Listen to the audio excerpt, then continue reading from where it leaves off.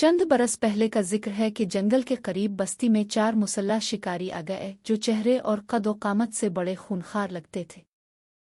उनके हाथों में बड़ी बड़ी बंदूकें थीं। शिकारियों ने जंगल में मोर्चे बना लिए थे।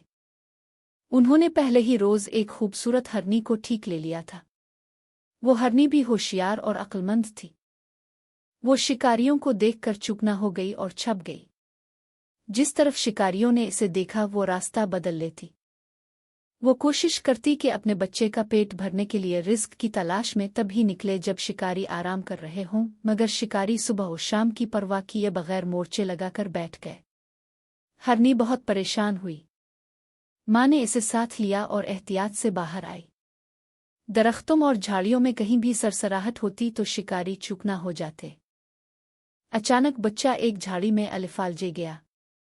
शिकारी होशियार हो गए और चलाए, वो देखो हरनी साथ बच्चा भी है। हरनी चाहती थी कि तमाम शिकारी उसकी तरफ मुतवज्जे रहें ताकि बच्चे को छुपने और बहिफाजत घर पहुंचने का मौका मिल जाए। अगर वो दोनों एक ही समत भागते तो शिकारी दोनों को शिकार बना सकते थे। हरनी बहुत फुर्तीली थी। वो तेज रफ्तारी से आड़ी तिरछी लंबी लंबी कलांची भर रही थी। शिकारियों के कई निशाने ज़ाय हो गए। उधर हिरन के बच्चे को अकेला देखकर 2 चीते इसके पीछे लग गए थे। बच्चे को अपनी माँ की बहुत फिक्र थी। इसके नन्हे ज़हन में एक तरकीब आई। भागते हुए एकदम उसने अपना रुख शिकारियों की तरफ मोड़ लिया। अब सूरत हाल ये थी कि आड़ी तिरछी दौड़ती हरनी सबसे आगे, पीछे शिकारी, इसके पीछे हरनी का बच्चा और सबसे पीछे दोनों खूंखार चीते थे। अपने पीछे चीतों के गरानी की खौफनाक आवाज़ें सुनकर भी बच्चे ने हवास काबू में रखे और अक्ल से काम लिया। अपने से कई गना ताकतवर और बड़े दुश्मन से खौफजदा हुए बगैर इसने माँ को नज़र में रखा और लंबी लंबी कलांची भरता रहा। जैसे ही चीते इसके करीब पहुंचने लगते वो तेजी से समत बदलकर बच जाता। शिकारियों को जब अपने अकब में चीतों का दौड़ना और गराना सुनाई दिया तो वो पलटे और चीतों को तेजी से अपनी तरफ आता देख बौखला गए।